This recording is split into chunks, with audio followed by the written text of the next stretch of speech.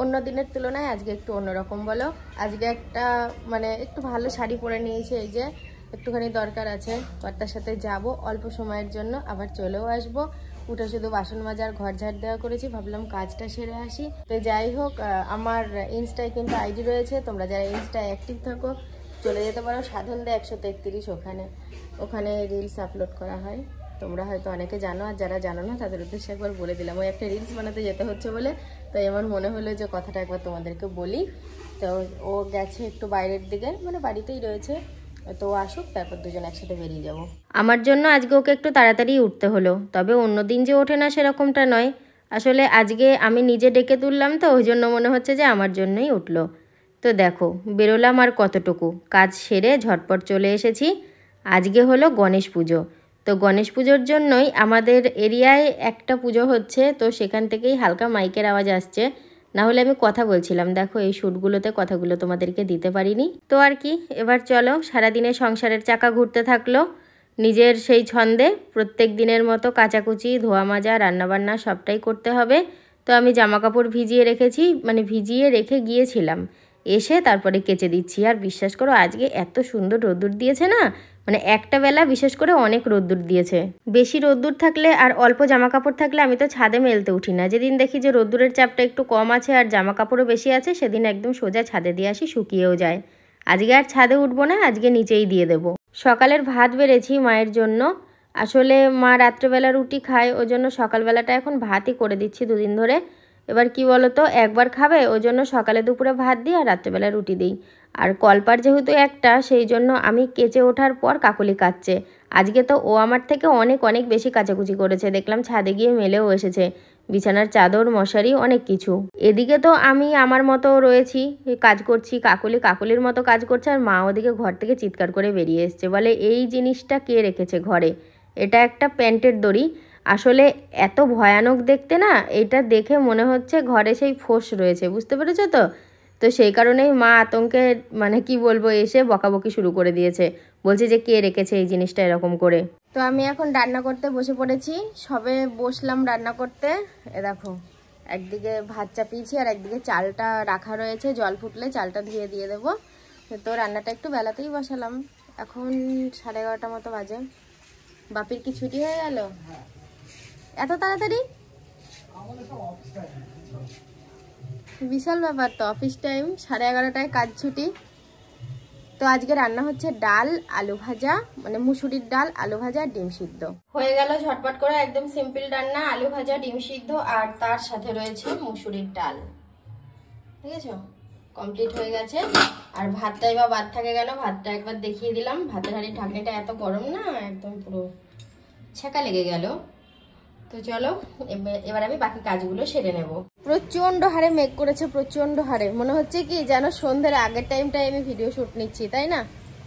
ভীষণ যা হাওয়া দিচ্ছে না, আকাশটা দেখে মনে হচ্ছে ফাল্গুন চৈত্র মাসে কালবৈশাখী উঠলে যেমন হয় সেই রকম। ওয়েদারটা বেশ ভালো লাগে। ধাম করে বাড়ি খেত দেয়ালের সাথে, তাড়াতাড়ি করে ধরলাম। ওয়েদারটা বেশ ভালো লাগছে বলে একটু ছাদে চলে আসলাম, হেভি লাগছে। তা কেউ যেন কিছু ভাজাভুজি করছে, হাওয়ায় সে গন্ধটা নাকে আসছে। এই দেখো, আমিও আঁকতে পারি।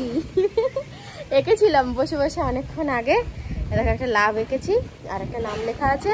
নামটা নিশ্চয়ই তোমরা উল্টোভাবে দেখতে পাচ্ছ, যদি ভালো করে বুঝতে পারো নামটা। আমার হাতে কালি কোথা থেকে লাগলো? তো যাই হোক, কালি লাগে লাগুক, নামটা যদি তোমরা সঠিকভাবে বুঝতে পারো তাহলে কিন্তু অবশ্যই আমাকে কমেন্টে জানিও যে তুমি লাভের পাশে কি নাম লিখেছিলে, ঠিক আছে? যতক্ষণ বৃষ্টি হলো ছাদে ততক্ষণ পুরো ভিজলাম, কিন্তু আমার কোনো খোঁজ নেই। একবার ভুল করে ভাবলাম যে আমাকে হয়তো ডাকছে, মনে হলো যেন ডাকছে আমার নাম ধরে। আমি ওই সিঁড়ি থেকে ওই দিকটায় নেমে যে দেখছি যে তুমি ডাকছো কিনা। বৃষ্টি নামার আগে স্নানের জন্য বৃষ্টি ডাকছিলাম, আর এখন ভাল লাগছে না, সব কেমন স্যাঁতসেঁতে হয়ে গেছে, উঠোনগুলো ভিজে ভিজে হয়ে গেছে। তবু তো ভালো, অনেক রক্ষে যে কাদা হচ্ছে না। আজকের দিনটা আমার কাছে যেন একটু অন্যরকম, ভালো না। অন্যদিন ভালো হলে বলি, আজকের দিনটা আমার খুব ভালো লাগলো। আজকের দিনটা একা একা ফাঁকা ফাঁকা লাগছে। অন্যদিন এই সময় যাই হোক, কারো না কারোর সাথে একটু গল্প সল্প হয়। আজকে যে যার মতো সব ঘুমাচ্ছে, আমি একদম একা, কি করব, ঘরে ভালো লাগছে না, বাইরেও ভালো লাগছে না। তো একটুখানি ভূতের মতো এসে দাঁড়ালাম আর ক্যামেরাটা ওপেন করলাম। আমি জানি যে আমি একা নই, ব্লগ করছি যখন তোমরা দেখতে পাবে সেটা তো কালকে বলো, এই মুহূর্তে তো শ্যুট নেওয়ার সময় আমি একা। ঘড়িতে 4:30 কি 5টা বাজার অপেক্ষা করছি, তখন ওই টাইমটা হলে রাতের খাবারটা বানিয়ে নেব, রুটি করব। আর দেখি কি করা যায়, ভাতও দুটো অল্প আছে, করতে হবে হয়তো, সেটা দেখি ভাবনা চিন্তা করে মানে কি করা যায়। কি মাছ এগুলো? না আমি মাছ খাবো না। এটা রুই, আমি মাছ কিনে আনি, আমি মৃগেল চিনি। এটা রুই, এটা তেলাপিয়া, আর এগুলো হলো বাটা। বাচ্চার ইচ্ছা নেই, বাটাগুলো জানি যে এগুলো বাটা। আজকে আমি প্রথম শাশুড়ি মা আর ননদের কথা অগ্রাহ্য করলাম। আমার এত বছর সংসার জীবনে ওদের সাথে খুব একটা যে মতের অমিল হয়েছে বলে আমার মনে পড়ে না। আমার কর্তার সাথে হয় কিন্তু মাঝে মধ্যে, কিন্তু মানে বাড়ির অন্যদের সাথে কিন্তু তেমন মতবিরোধ আমার হয় না, তবে আজকে হলো। আসলে বিষয়টা হচ্ছে, আমি যেই মাছটা ভাবছি সেই মাছটা যে নয়, আমাকে কিন্তু অনেক বোঝানোর চেষ্টা করেছে। আর আমি মৃগেল মাছ খাই না, ছোট থেকেই খাই না। আর ওই মাছের চোখগুলো লাল লাল দেখে না মনে হচ্ছে কি যেন মৃগেল মাছ। ওই যে মনে যদি একবার ধুনকি ধরে সেটা আর দূর হয় না, আমার ক্ষেত্রেও সেরকমটা হচ্ছে। আজকে আর কড়াইয়ের ঢাকনিটা চাপা দিইনি, এটার মধ্যে মা মাছ কুটে রেখেছিল, এটার মধ্যেই আমি রেখে মানে ঢাকাটা দিয়েছি। মাছ রান্না প্রায় কমপ্লিট হয়ে গেছে, আর একটু জলটা টেনে গেলে শুকনো শুকনো করে নামাবো। আর এখানে ভাতের জল রেডি করে নিয়েছি, ভাতটাও বসিয়ে দেবো। বিকেলেই দেখো বেশি রান্নার চাপ, ভাত রুটি তরকারি সবকিছুই হলো। ভাতটা হতে থাকুক, আমি ততক্ষণ উঠোনে একটু ঘুরু ঘুরু করি। সিঁদুরের টিপটা অবশিষ্ট এখানে এতটুকুনি রয়েছে, চোখে মুখে একবার জল দিয়েছিলাম তো ওই জন্য একদম পরিষ্কার হয়ে গেছে। ভাত হচ্ছে, রুটি হয়ে গেল, তরকারি হয়ে গেল, ওগুলো সব ঘরে রেখে এসেছি। ভাতটা হয়ে যাক, তারপরে গুছিয়ে টুছিয়ে নিয়ে ঘর উঠবো। আজকে আর মানে গা ধোবো না, কারণ এমনি অবেলায় স্নান করেছি, তার মধ্যে ওয়েদারটা ঠান্ডা আছে, অসুবিধা হবে না। এই তুই আমার ব্রাশ নিয়েছিস কেন আগে বল? হ্যাঁ তুই কেন নিয়েছিস আমার ব্রাশ? ওকে আমি বলেছিলাম তুই এখানটা করেই এখন শুয়ে থাক, হনুমানগুলো যাতে না উঠতে পারে, কারণ হনুমান এদেরকে দেখলে একটু ভয় পায়, তাহলে ঘরে ঢুকবে না। আর ও শুয়ে শুয়ে আমার ব্রাশটা নিয়ে ব্রাশ করতে শুরু করে দিয়েছে, কিছু বলার নেই। ভাতটা অনেকক্ষণ বসিয়েছি, ঘরে ছিলাম এতক্ষণ, বেরিয়ে দেখি ওই কাণ্ড। এখন দেখি মনে হয় ভাতটা হয়ে গেছে। এখন বাজে সন্ধ্যে 6:30, তা এখন আমি দুটো মুড়ি খাবো, কারণ সাথে নিজে ইচ্ছা যাওয়াতেও বললো যে কি গো দুটো মুড়ি ফুড়ি খাবে নাকি। জীবনেও যেন বলি না, জীবনেও ওকে যেন বলা হয়। তা আমার বাপু একটু দয়াশ্বরী, কেউ কিছু বললে না খেলে আবার যদি পরে রাগ করে, তার জন্যই মুড়িটা খাবো। না সে তোমার ইচ্ছা না থাকলে খেও না, আমি রাগও করবো না, কষ্টও পাবো না। তা বললে হবে? আমি তো একটু কষ্ট পেলাম। আচ্ছা তুমি নিজে বলো যে তোমার খেতে ইচ্ছে করছে, তুমি না খেলে আমি কষ্ট পাবো, রাগ করবো, ওগুলোর কোনো জায়গাই নেই। কিন্তু বলেও ঠকে গেলাম। যাই হোক, আমি এখন দুটো মুড়ি আমার এত বছর বিয়ে হয়েছে, আমি এতগুলো বছরে কোনো একদিন একটা বেলা আমি দেখিনি আমার বরকে যে ও রাগ করে বলেছে আমি ভাত খাবো না। আমি আজ পর্যন্ত দেখিনি, খাওয়া নিয়ে কোনো রাগ নেই। আর তাছাড়া সেরকম কোনো বড় বিষয় ঘটনা ঘটেও না যে ও খাবে না, কিন্তু মানে যদি ঘটেও কখনো, কিন্তু ও বলে না যে আমি খাবো না। ও খাওয়া নিয়ে কোনো ব্যাপার নেই, যা হোক না হোক মুখে রাগ থাকলেও রাগ মুখ নিয়েও ভাতটা খেয়ে নেবে, এটা সব থেকে আমার বেশি ভালো লাগে। ভালো লাগারই তো বিষয় এটা, তাই না? আমি রাগ করবো মাথায় আর খিদে আমার পেটে, আমি কেন খাবো না? ঠিক আছে, রাগেরও দরকার নেই, খাবার না খাওয়ারও দরকার নেই, খাবার দুটো খাওয়া ভালো। আর রাগ করলে কিন্তু খাবার খেলে রাগটা পড়ে যায়। এই কথা আমার মাও বলে কি যে খুব রাগের সময় হোক কি মনে অভিমান জমে আছে, যদি তাকে দুটো ভাত খাইয়ে কিংবা পেট ভরে খাবার খাইয়ে দেওয়া যায়, তার রাগটা কিছুটা হলেও পড়ে যায়। পড়ে যায় বলতে কেটে যায়। যাই হোক, হলো এতক্ষণ অনেক কথা চলে গেলাম। চরম রাগিয়ে দেবো কোনো একটা বিষয় নিয়ে, ভাতের থালার সামনে দিয়ে দেবো কি হয়। কোনো দিনই পারবা না আমাকে, যতই রাগাও আমি আগে খাবো। আচ্ছা, বিশেষ করে দুপুরবেলা দুটো খাবো, খাওয়ার পরে তুমি আমার সাথে যত কিছু রাগাও ঝগড়া করো যা করো করো, পেট শান্তি থাকলে দুনিয়ার সব শান্তি। অবশ্যই।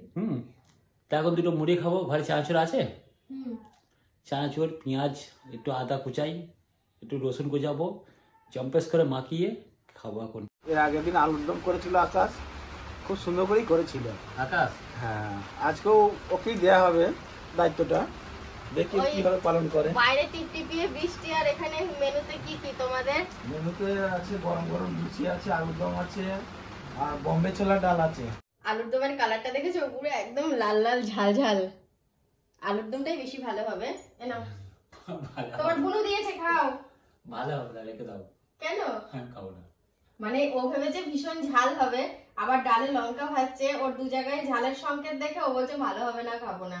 আর খাও, ইয়া কি না, খাও না, আমিও খাবো, ও খাবে, দুজনেই খাবো। আমার কর্তাকে দেখে মনে হলো যেন এই ঘুমিয়েছিল, ঘুম থেকে উঠলো, সেরকমটা একদমই নয়। ও বাইরে ছিল, এক্ষুনি আসলো।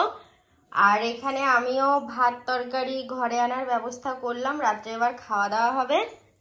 তাও ভালো, আমাকে এখনই ঘুমন্ত মানুষ বানিয়ে দিয়েলি, এটাও খুব ভালো। না না, তুমি ঘুমোচ্ছিলে না তো। আসলাম দিয়ে বলে আমরা কেউ ভাত খাই না, দুজনে একসাথে খেয়ে নি, কিন্তু এখন দেখছি একটু খিদেটা কম আমার। ও খাক, আমি একটুখানি পরে খাবো। এ দেখো, শেষমেশ আমি মাছ চচ্চড়ি খাচ্ছি।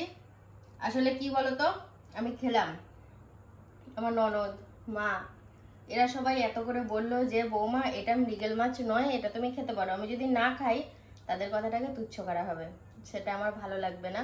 তো সেই কারণে আমি খাচ্ছি। আর একদম যে ভেতর থেকে টানছে না সেরকমটাও না। আমি ওই মাছগুলো নিইনি, তেলাপিয়া বাটা সেগুলো নিয়ে ওগুলো নিয়েছি।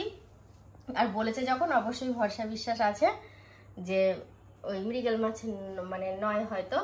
তো এ দেখো, ভাত খাওয়া প্রায় শেষের দিকে, অল্প করে নিয়েছিলাম, লুচি খেয়েছিলাম তখন 2-3টে, তো সন্ধ্যের দিকে খেয়েছিলাম, এখন অনেকটা রাত হয়ে গেছে। খেতে খেতেই আজকে ভিডিওটা শেষ করছি। তোমরা সবাই খুব ভালো থেকো, দেখা হবে আবার কালকে সকাল থেকে। সবাইকে গুড নাইট।